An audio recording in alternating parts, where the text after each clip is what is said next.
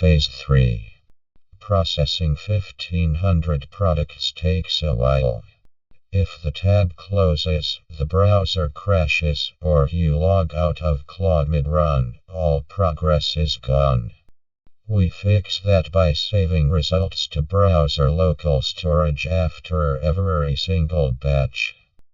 React state lives in memory.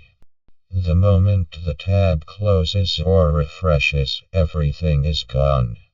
With 1500 products and no server, we need a client-side checkpoint. Browser local storage persists across page refreshes, tab closes, and even browser restarts. We write to it after every batch. After every batch we call save local, which writes the entire result subject to storage. The key is the producted, so when we resume we simply filter the product list to those not yet in the results. Everything already done is automatically skipped. When the app loads, we check local storage immediately in a use effect hook. If we find saved results, we restore them to the engine and show a progress restored banner telling the user how many products were done and from which file. To resume, just re-upload the same file.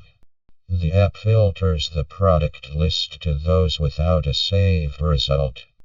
Everything already done is skipped automatically. Click resume and it picks up exactly where it left off.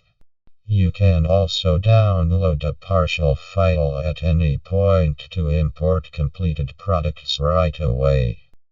Phase 3 is done.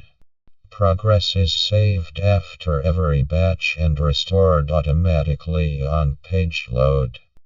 But when we downloaded the file and re-imported it, BigCommerce was showing extra rows. Phase 4 finds the cause and it is the file parser itself.